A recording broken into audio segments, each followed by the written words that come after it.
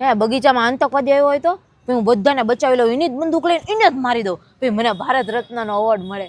એટલે આમાં નાવા દેતા હોત તો કેવું સારું હતું. હું તો રોજ ઈમાં ને એમ જ પડી રહે, નાયા જ કરે, બહાર જ ન નીકળે. મારે 100 કે ફોલોવર થઈ જાય ને એટલે કાર ને બંગલો તો બધા લે, હું તો એક પ્રાઇવેટ જેટ લઈ લઈશ. જેથી તેથી છે ને મને મોદી સાહેબ બોલાવશે ને એના હાથે એવોર્ડ આપશે. કે કયો એવોર્ડ આપશે? મને ખાલી એક દિવસ માટે MLA બનાવી દે ને તો હું બધા રોડ રસ્તા સારા કરી નાખું. હું 90 ને 100 ની સ્પીડ તો આમ મિનિમમ હોવી જોઈએ, પણ આપણે શું કામ કરવું જોઈએ? આપણે તો એ પૈસા ખાઈ જવાના, આપણે તો એક દી હાટું જ બનવું.